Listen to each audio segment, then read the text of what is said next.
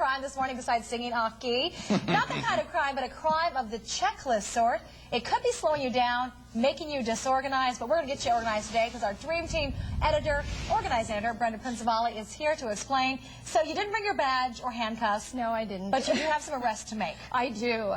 You know, one of the first crimes that people make with a checklist is rewriting that same list over and over. Yep. At the end of the day, then they write, if they have 10 things on the list and they did 5, they rewrite those next 5 on the next day, and that's such a time waster. So really set the duration of the time you want your checklist to cover before you start making it. Is it for the day? Is it for the week? And just write it down one time. See, what I do is I'll have like my Monday to-do list. I type it out, and I didn't get the stuff done, so then it comes my Monday and Tuesday to-do list. It just keeps getting bigger, and then I just throw in the cards on Friday and say, oh, forget it.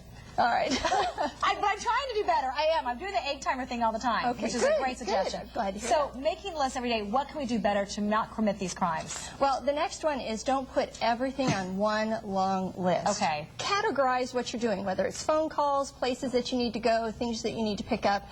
If you put them in different categories, it's going to be easier for you to focus on all of those at one time and get them done, and fewer of them might slip through the cracks. Okay, so that's a good thing to do because, like, if you put everything you need to get done, sometimes we are unrealistic too. It's kind of a wish list. Right. Prioritize. What's the third thing we Right. need to do to keep in track? Well, the next thing is that if there's a list that you address over and over, go ahead and print it out. I'm impressed that you type your Monday list.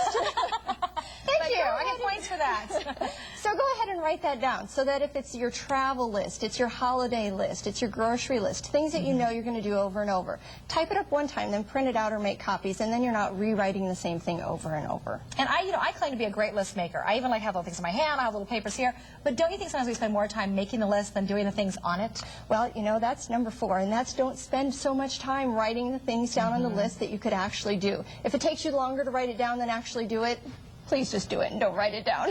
And lastly, you say writing on napkins, all that.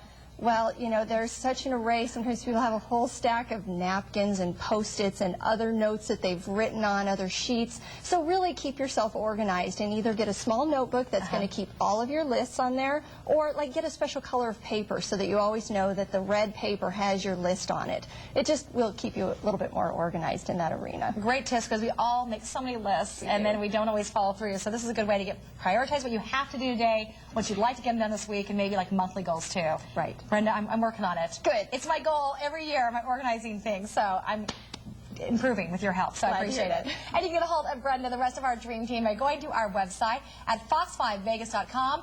Click on more. Jason, I think there's even hope for you.